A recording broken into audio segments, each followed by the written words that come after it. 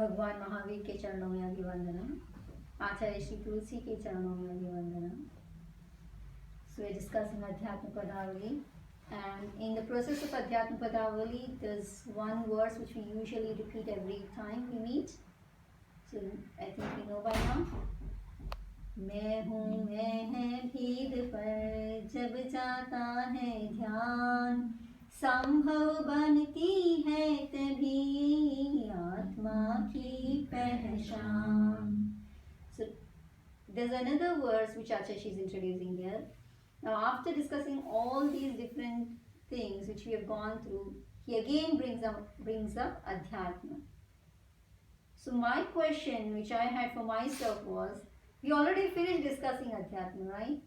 So we already finished discussing मैं हूँ मैं है भेद पर जब जाता है ध्यान, संभव बनती है तभी आत्मा की पहचान.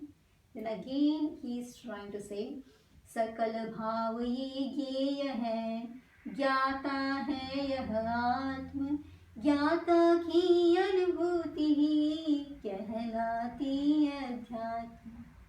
So it's the same thing but worded very differently. And for me, why was he repeating things? And then when I followed the next verses, it clicked to me how important it was.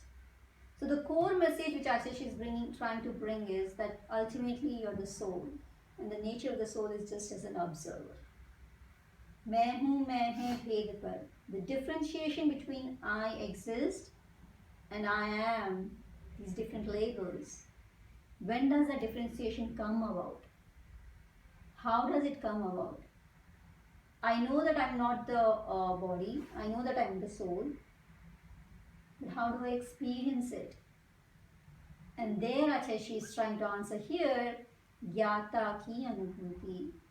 Because ultimately, if I reach the state of only knower, only observer, only preksha, then I see myself as only soul. Until then, it is all layers, it's all relationship. The fact that I cut down this relationship, that I am the father or mother or child or whatever, when I say I am, there is a relationship. But to break this relationship and only see myself as an observer, that Gyata ki anubhuti, the state of cognitive state where it is pure cognition without any bias, without any labels, without any baggages, then that is adhyatma. So that is spirituality. We try to define spirituality in different ways. And after discussing all about adhyatma, he is going to go about in naitikta, morality. So we'll see how time permits. So he is going to bring morality and spirituality, both are important in any society. How is it different, and why morality is morality and not spirituality, and why spirituality is not morality, is something different than that. So here he says, to understand what is spirituality to a higher level, he comes up with three different terms. We might have heard these three terms even earlier, probably: Antaratma, Bahiratma, and Paramatma. Right? So if I understand these three, because to understand Adhyatma, to understand the Gyata ki Anubhuti, these three are important. He says, Bahya Chetana mein ghatit घटना है बहिरात्म, अंतर आत्मा में घटित घटना है अध्यात्म. So something which takes place at the outer level is bahiratma, and something which takes place at the inner level is antaratma. So what takes place at the outer level? At the mental level, what takes place? You see something through your senses, right? When the senses gives you some information, you kind of respond to it. So what is it related to? Something external interaction with the world. That is Bahiratma. But what is taking place within us is Adhyatma. Then a question comes, where is anger? It's outside or inside? Inside. So then Adhyatma, even anger is Adhyatma.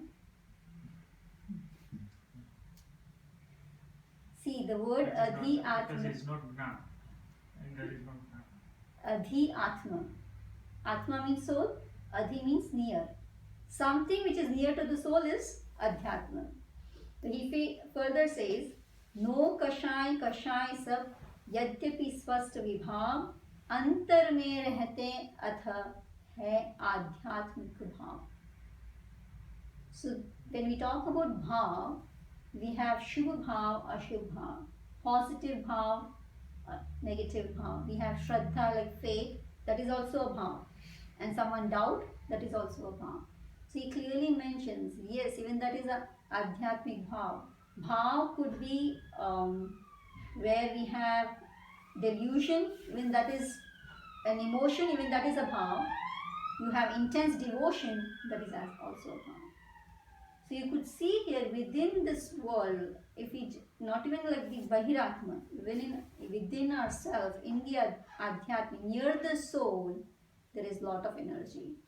The energy of anger is beside the soul, it's with the soul. Anger of ego, energy of ego is residing with the soul. So as long as these family members accompany the soul, they are Adhyatma. So it's important that we understand, ultimately, like he further explains this, Kshama Adi Sadguna Sabhi hai Adhyatmik Bhav. It's very clear, right? Forgiveness is the nature of the soul and we forgive. But then Krodha Nishedaka Bhav hai Kshama Vidhayaka Bhav. What is anger? It's in us as well. So even that is a bhav, but that is Nishedak Bhav. And how do you differentiate it? By Uday and Shobsham. Uday means the karmic fruition. Where is the karmic fruition taking place? Within us. And Shobsham, the purification, within us. So when the dirt is within us, when the negativity is within us, when the impurity is within us, where the cleansing process takes place? Within us. So the whole world, actually we live in the world outside, right? But where is the actual world? It's within us. There's a beautiful saying, you are a universe for a man. For any person around you, we are a complex universe because we have everything within us. Whether it's positivity, negativity, good, bad, you need to bring about something happening in your life. It is we who kind of think about it and make it happen. You might have not thought it today, you might have thought it some other day. But if something is happening in our life, it is some thought, some mechanism, some process we did, and it's happening it now.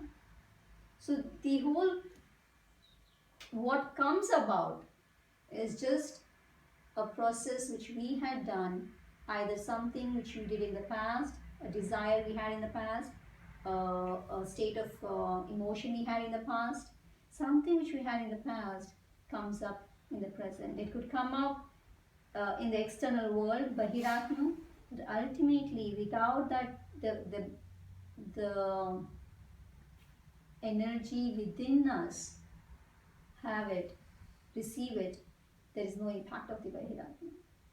We say Bahiratma, but why is Bahiratma Bahiratma? Why are we really relating with the external world? Why do I always look myself connected with my profession? Why do I always think about my family? I don't mean to say that you shouldn't be thinking about it, but the constant process of who I am is related to either my family, my job, what I do, like as hobbies. Everything which goes around my mind is related to something outside. Why is that outer journey happening? Why are my senses kind of moving towards the outer world? Because the adhyatma is not purified. If you have cleared up your internal baggage, will you be driven towards the external world? So difference between Bahiratma, Adhyatma and Paramatma is actually not in the external world, it's in the internal world. There was a monk actually, he was meditating. And there's someone who became kind of restless, naughty. He took some sand, it was like, Rajasthan, and there was a lot of sand around. He took some sand, he put it on his head, the monk. What was the response? Nothing. There is something happening outside, but then he is not driven to be Bahiratma. Why? He has stillness within himself. So the Adhyatma, the impurities, if there is there near the soul, then it is anger or rage. But if there is purity, it is Kshama, let go.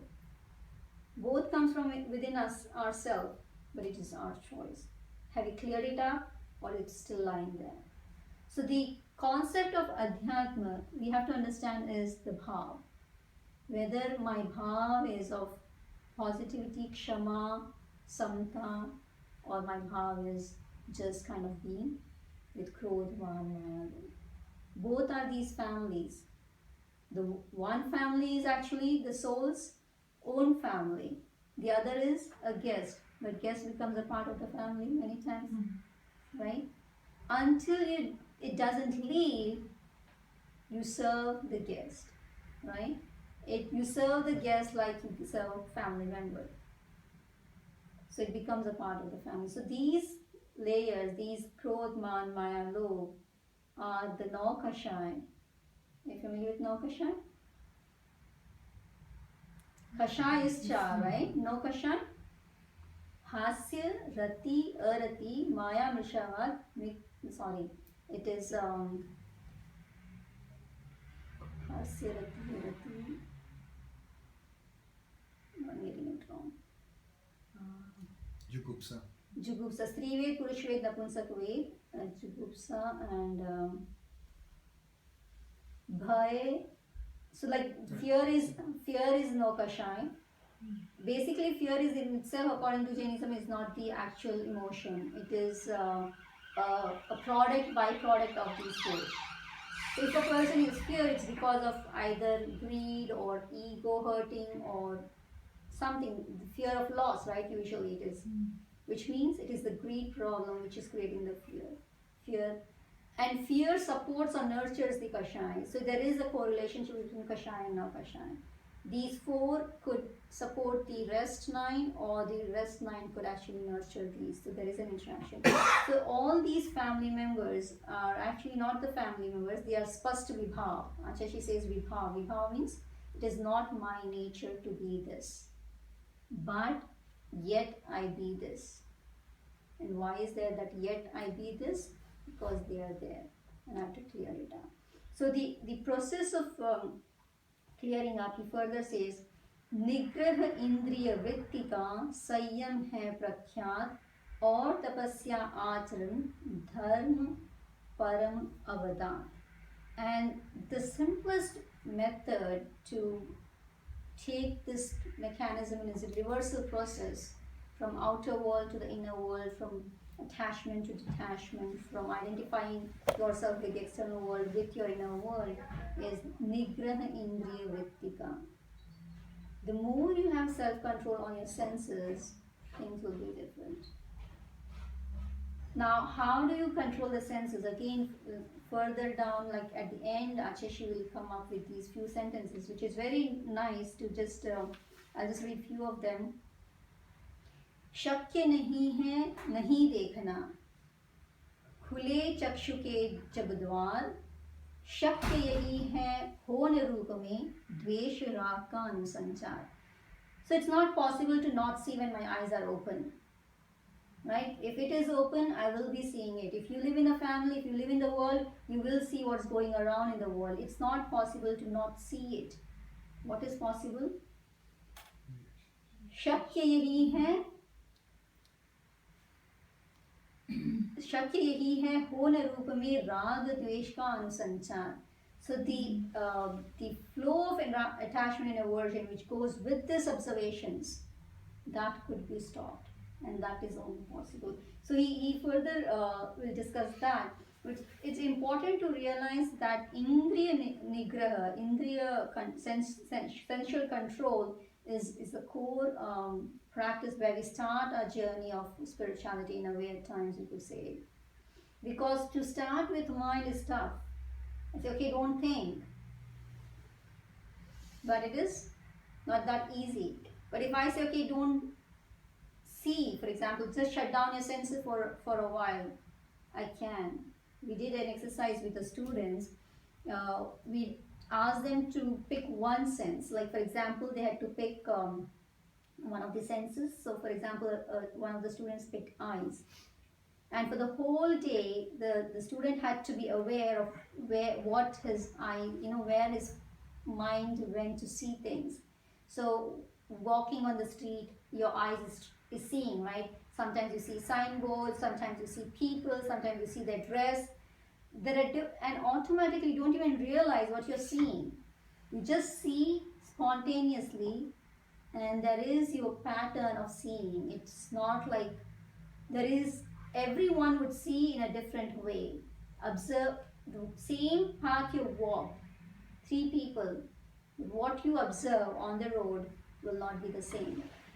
Why? Everyone's eyes has their own interest which they pick. So if we could try to exercise this, keep track of one of your senses. For example, hearing. Just keeping track of what I'm trying to hear today, right? Where is my mind going? What is my mind picking to hear?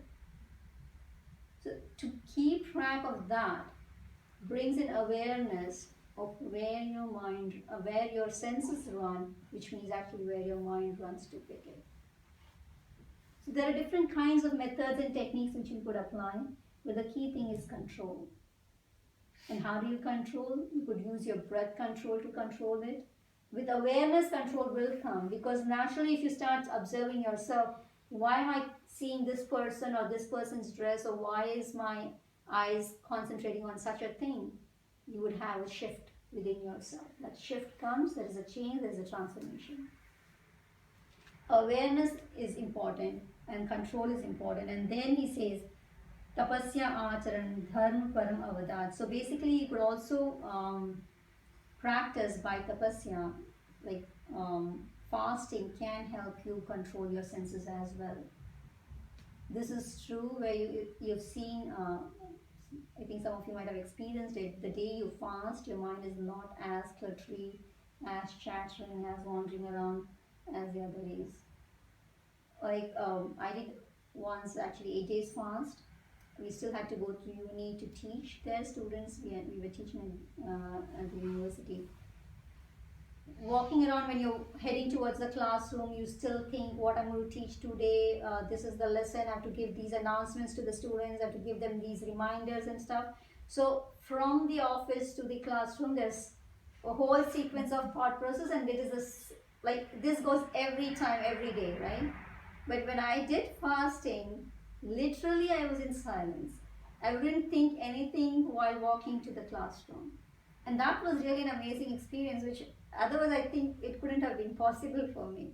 So fasting does cut down your extra energy, which we use it just for our sensual pleasures or just for our mental activity. And it does give you a lot of self-control, because without the control of tongue, without doesn't come about without the control of mind. And if there is control of mind, control of tongue, the control of other senses is becoming much more feasible as well. As I mentioned even earlier, control of vasana, it is important that there should be a control of tongue. And for control of tongue, there should be tapasya, which is important. I mean, it's not like the ultimate and the only method, but it is a very important tool to help yourself, basically. So here Achashi brings in the concept of Adhyatma and Bahiratma and Adhyatma. To go further into little detail of these three words, Adhyatma, Bahiratma, Antaratma and Paramatma, there's a very simple example that a person, there are a couple of people working with the temple construction. So one of the person is being asked, what are you doing? And he says, okay, I'm working for my food, right? He's looking for food, and this would give him money, which means food. The second person is being asked, what are you doing? And the response is, I'm creating a temple. The third person says, I'm creating Bhagwan. You see the same work being done by all three of them. The response is very different. The first one is still concerned about his outer world.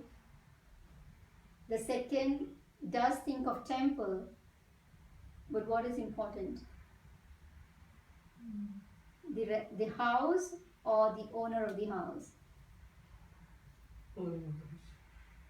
Yes, naturally it's the owner of the house, but we take care of the house more than the owner of the house, right? The alarm system is for the house, not for the owner of the house.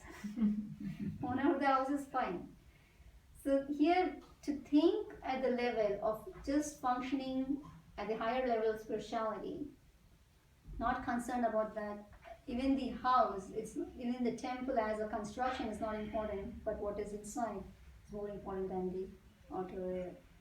We usually see the temple from outside has, I mean, especially in India, you see that it is very gorgeous. There are dancing, ladies and all that stuff is there.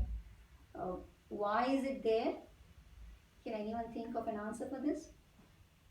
Why should the temple be decorative in a way where it is more to attract people? No, it's other way around, isn't it? To kind of so people are not affected, to show that they're not affected by all these external bits. So there are different ways of looking at it, but it is a key question as to why this kind of atmosphere, or why these pictures are such, which should be tempting for some. So the different reasons, yes, one of them is that, okay, you try to think that I'm getting cut out from this external world, I'm entering into the temple, which is just Bhagwan and stuff. I just had one thought in my mind. If someone have read the story of, in Raj Prashna probably, there's a story of Surya Dev. Surya Dev comes to do the darshan of Bhagwan. When he comes, he presents a very beautiful drama. So it's a huge creation by him. Like, the Devta have special powers. They can create different forms and stuff.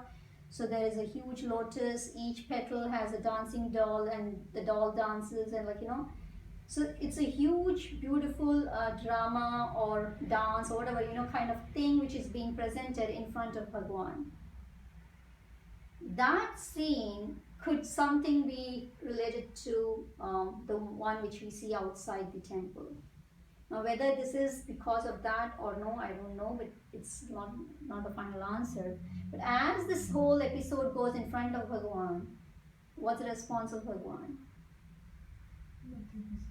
Is he happy? Is he sad? Nothing affects him. That is Paramatma. So for Surya to come and visit Bhagwan was a great opportunity. But when he comes with his pomp and show. Like, when a king comes to visit a place, he comes with his own luxury and all the show off. So here, for whatever reasons, he did display the whole scene, but then there is someone who is beyond everything.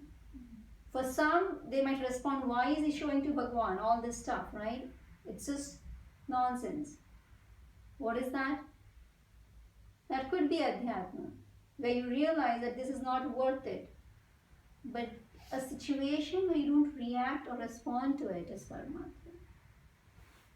A person asked the other person to forgive his friend. What was the response?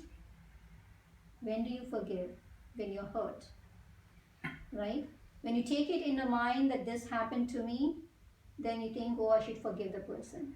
But if you don't even take that this happened, is there anything to forgive about? So to forgive is Adhyatma. But to go beyond where you don't even take a situation to have affected you is Paramatma. For Chanda Kaushik, he was beating Bhagwan Mahavir. No response. That no response state where we don't even have to forgive anyone is Paramatma. So it's a journey. Again, we don't see that ourselves to be reaching the end of the journey in a day or in one life. Okay, but the goal should always be higher. Yesterday we had a discussion with a couple of youngsters when we had visited a family, and they asked a question, what do we do when we do prayer? Right? What do you do when you say the prayer? If you're saying Logos, you are reciting the Logos prayer. But otherwise, so there are different kinds of prayers, right? There is just general talking with the God as one way of praying. There is a standard prayer composed and you use that.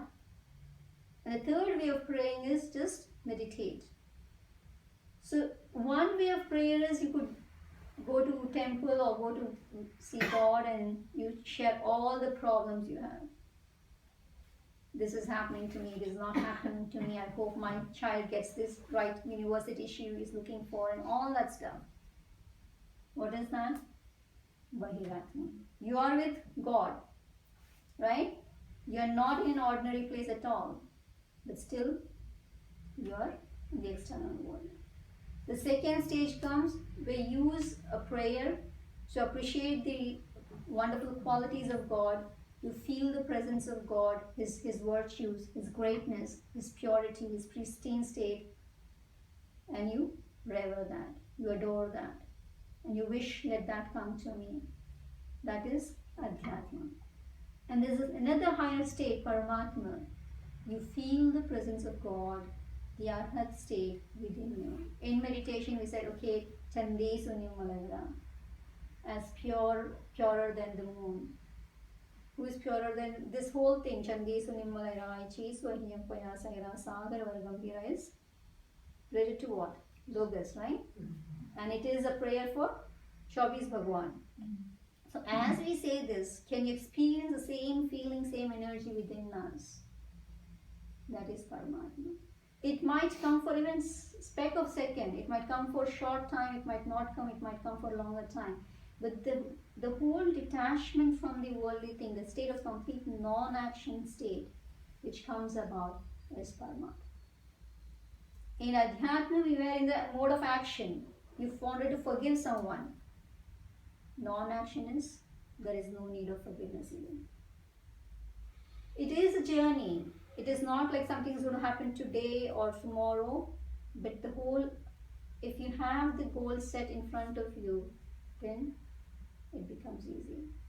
So the answer which I gave to the youth yesterday, one of the important thing is, When you're talking to someone, you talk to that person at that level, isn't it? So if it's a child, you have your own, the conversation is according to the child. If it's an old person, it would be a different kind of conversation. If it's a friend of your age, it would be have a very different kind of conversation. So if you choose Bhagwan to communicate with, the communication should be at the level of Bhagwan. So just check with that, right? So you're not boring Bhagwan with all your stories, right? It should be of that level, because sometimes people come and talk to us all nonsense things, which is not for us. And then it's so boring to listen to it. But then since Samaniji nahi hoga, so we listen to it like patiently. The point is, when you speak to a person, you speak to at that level. So when you talk to when you communicate with Bhagwan, let the communication be at his level, whether it's his level or her level, it should be at that level. They don't get affected, so what does it matter?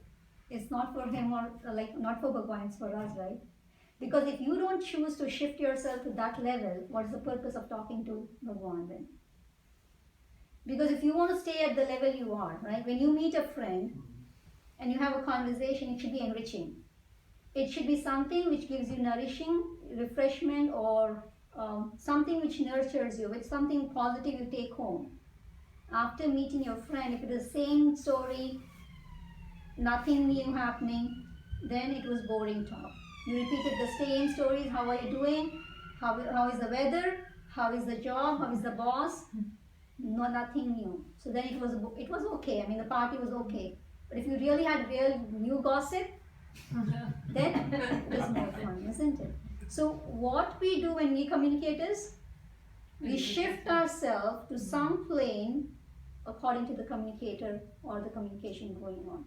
So if we are communicating with Bhagwan, it is not a simple thing, right? So if it is not a simple thing, does it impact us? Because of course nothing matters to Bhagwan, is Paramatma. But does it shift us to a different plane in the process of communication? Why is there an imbalance? Because there is a duality. So when we communicate with Bhagwan, let us be aware of our communication. Because if you be aware, your language will change. There is a student who goes to the temple every day and says, okay, let me accomplish my degree of medical degree. Right? But if you change the language, it could be, let me get the knowledge the best I can. The person is having the same, it's related to the same thing. It is becoming a doctor. But then, the degree is Vahiratma, knowledge is Antaratma. So my dialogue with Bhagwan changes. The wordings would be different.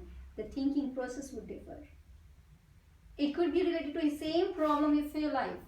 Need not be something different. It could be about you, about your personal life. But the thinking shifts. The purpose shifts. The purpose is not to complain about yourself or about your life. The purpose would be to think something positive for your own self. Because if a student kind of constantly prays that let me enrich my knowledge, it is a virtuous thing. But if it's just concerned about degree, then it is stressful. It's just okay whether I would get this grade or not. Then you're working on the external world, on the papers. That's not important. What's important is within us.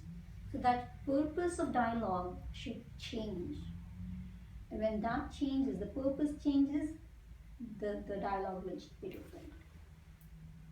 It will come eventually, but there should be an awareness of it. And as there is an awareness, it would shift. Many times, when people would come to Acharya Shri Tulsi was very vibrant and radiant. So people would come with all different kinds of things. But the moment they entered into his aura, they would not be able to complain or bring up their stories.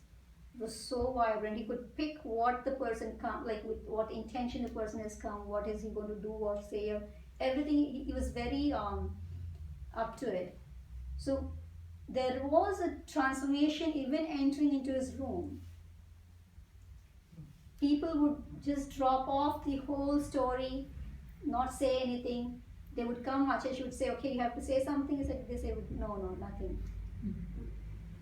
There is a possibility of transformation of our aura by their presence. It could be a guru or Bhagwan in our meditation or whatever. So that transformation is possible. It is just feeling it. And once you feel it, you will be different. Samaniji, I have a question.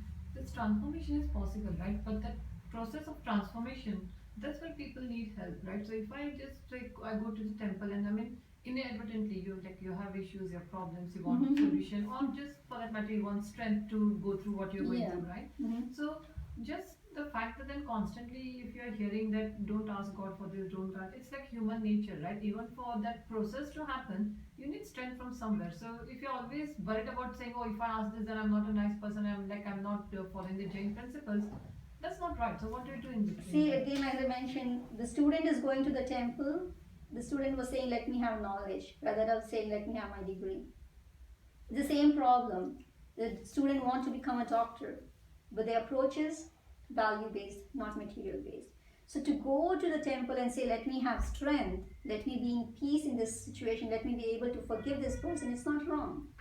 You're trying to enrich yourself, you're trying to resolve the complexities around you by healing your inner self, by shifting your inner self to a higher state. So talking to Bhagwan is no sin.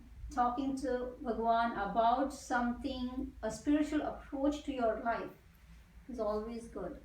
That's the reason there are different kinds of prayer, not like one kind of prayer. But ultimately it shouldn't be that let my boss change, right? Don't think in that language. Even if that thought comes, okay, I need to forgive this person, but let peace come to my life. If I say this, what's wrong in this? Now the peace is related to my boss, I know that, right? But my peace is not at the cost of the replacement of the boss. What I'm asking for in my life is peace. And let that come to me. So that could come by the boss not being replaced, but transformation of the boss, right? Your attitude towards the boss could change. The energy of compassion and love could flow. So there are changes within the energy might change between the people. That is possible. For example, if there is a person who is problematic around in our life, constantly send energy of forgiveness to that person. What happens? Things will be different. Whether the person changes or not, you will not be affected by that person. 100%. So all this process, it's just it's a vague line where you talk about the problem as a complaint or you talk about the problem as a solution within you. I cannot change my family members, I cannot change my staff members. What I can change is, as Achashi says, it's not possible to not see when your eyes are open, but it is possible for me to not see with attachment and aversion. Right? Suppose we had another question yesterday as well, that if there is someone, you have to say something, but saying to someone about any situation might be might have a negative emotion related to it. Like you might feel bad about someone doing something in a certain way, you feel angry about it, and you want to say to the person that this is not the way you do it. But then if I say it, I lose my peace, right? So should I go by the negative thing, or should I go by the mistake, let the mistake be there, or should I lose my peace? It's a tough situation, isn't it? Because if I say my colleague that this is not right, the colleague will be unhappy, and then there'll be a stressful situation in the office. But if I don't say it, there is a mistake going on. What is the pattern I choose? What do I do? So there are situations where either or is a tough decision. And one of the answers was that when you have to say someone, don't use your emotion to communicate. Let it not be an emotional problem for you, which means you have an anger towards the mistake. Delete your anger first. See a mistake as just an act happening, and then you can communicate that shouldn't we do this way so that the patients are dealt better or whatever. Because if it becomes an emotional problem, the person is hurt. There comes, if you have anger, the other person will have ego problem. The communication would have emotional dialogue. But if you just have a regular communication, like you say a child, if you write like this, it is A. But if you don't draw a line in between, the A is not yet written. It's very simple, right? So if there is an error and you point it as this in simple terms without your emotion bringing it up, then it is antaratma.